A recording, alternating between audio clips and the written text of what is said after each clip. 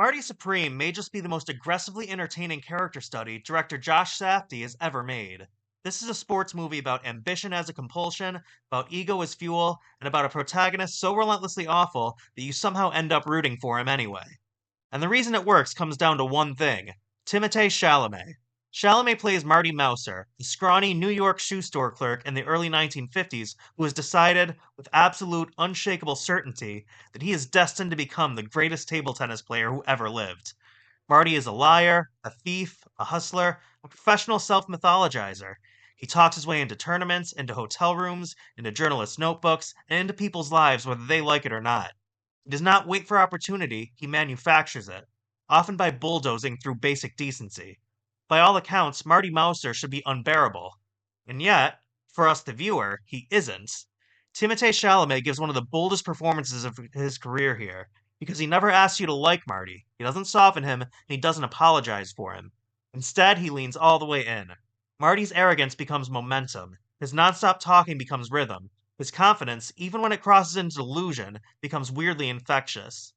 Chalamet plays Marty like a man permanently vibrating with self belief, like he might shake himself apart if he ever slows down long enough to reflect. It's a performance that recalls the early work of many great actors: messy, risky, and unafraid to alienate the audience. And it works because Marty believes in himself harder than anyone else possibly could. Josh Safdie directs Marty Supreme like one long, barely controlled hustle. Scenes crash into each other, opportunities emerge out of disasters, every setback becomes fuel for the next scheme. The film moves with the nervous urgency of someone who knows they might lose everything if they stop talking for even a second. This is Safdie in familiar territory: hustlers, losers, and strivers.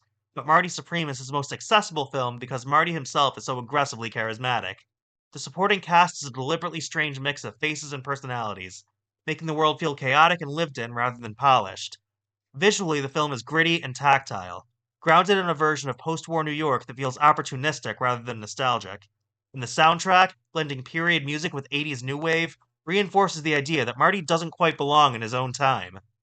Despite all the bravado, Marty Supreme is not a movie that blindly celebrates its hero. Marty wins, but at a cost. He leaves damage behind him.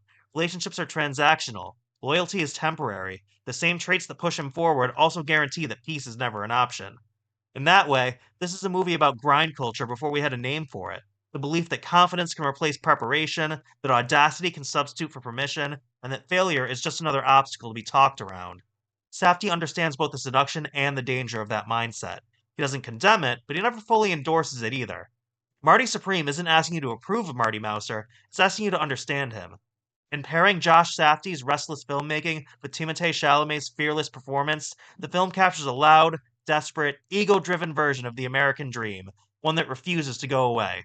You may not like Marty, but you'll watch him, and sometimes that's the greater achievement. So thanks for watching Fandom Frontline. I'll see you in the next video.